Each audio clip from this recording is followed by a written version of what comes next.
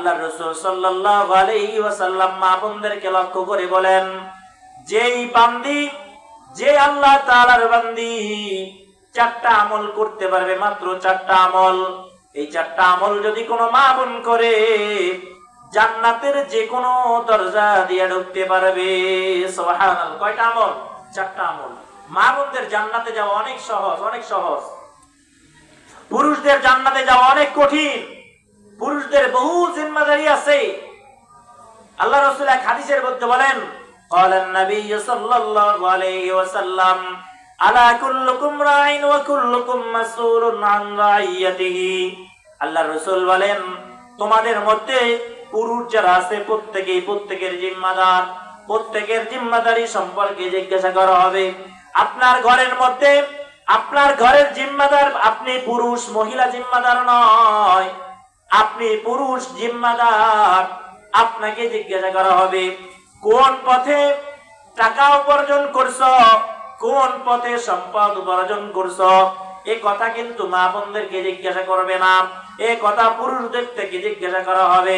এজন্য মা বোনদের ব্যাপারে আল্লাহর রাসূল বলেন, ইরা সাল্লাত খামসাহা, মা বোনেরা 5 ওয়াক্ত নামাজ যদি সময় মতো আদায় করতে পারে, 5 ওয়াক্ত নামাজ সময় মতো আদায় করবে। যেই দিনগুলিতে মা বোন নামাজ পড়তে পারে না, ওই দিনগুলি ছাড়া বাকি দিনগুলোতে মা বোন যদি 5 ওয়াক্ত নামাজ সময় মতো আদায় করে, ওয়া সামাত শাহরাহা, রমজান মাসের রোজা রাখে, ওয়া তাআত বালাহা, ওয়া সানাত ফারজাহা, নিজের আবরু ইজ্জতের হেফাজত করে তথা পর্দা করে। পর্দা করা, 5 ওয়াক্ত নামাজ সময় মতো আদায় করা, রমজানের রোজা রাখা, আর ওয়া তাআত বালাহা, স্বামীর অনুসরণ আর অনুকরণ করা, স্বামীর কথার অমান্য না করা, স্বামীর অবাধ্যতা না করা, এক কথায় স্বামীর মালামাল হেফাজত করা, স্বামীর কথা মতো চলা। এই চারটা আমল কোন মা বোন যদি করে, আল্লাহর রাসূল সাল্লাল্লাহু আলাইহি ওয়াসাল্লাম বলেন, ফালতাদখুল মিন আইয়ি আবওয়াবিল জান্নাতি শাআত, তাহলে জান্নাতে যাওয়ার জন্য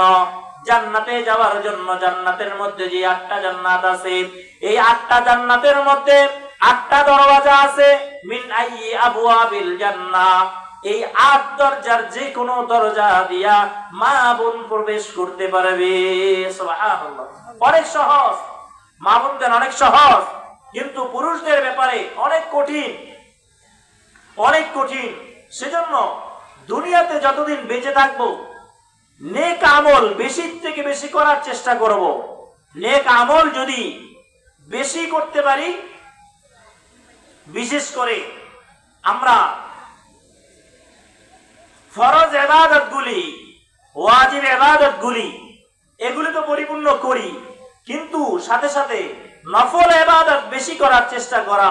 কারণ কাল কিয়ামতের ময়দানে হিসাব নিতে নিতে যখন বান্দার ফরজের মধ্যে ঘাটতি চলে আসবে, ফেরেশতাদেরকে আল্লাহ তাআলা বলবেন, ও ফেরেশতারা, দেখো এই বান্দার আমলনামায় কোন নফল আছে কিনা। ফেরেশতারা তালাশ করিয়া দেখবে বান্দার আমলনামায় নফলের কোনো শেষ নাই, বহু নফল আছে। আল্লাহ তাআলার কাছে বলবেন, আল্লাহ রে, অনেক নফল ইবাদত পাওয়া যায়। আল্লাহ তাআলা বলবেন, ফেরেশতারে, ওই নফল ইবাদতগুলা নিয়া ফরজের স্থানে দিয়া ফরজের ঘাটতি পূরণ করিয়া দাও। সুবহানাল্লাহ। সেজন্য নফলের ইহতিমাম করা, নফল নামাজ বেশি বেশি পড়া, নফল তেলাওয়াত, জিকির আজকার, কোরআন তেলাওয়াত, তাসবিহ তাহলিল বেশি থেকে বেশি পড়া। আল্লাহ তাআলা আমল করার তৌফিক দান করুক, বলেন আমিন।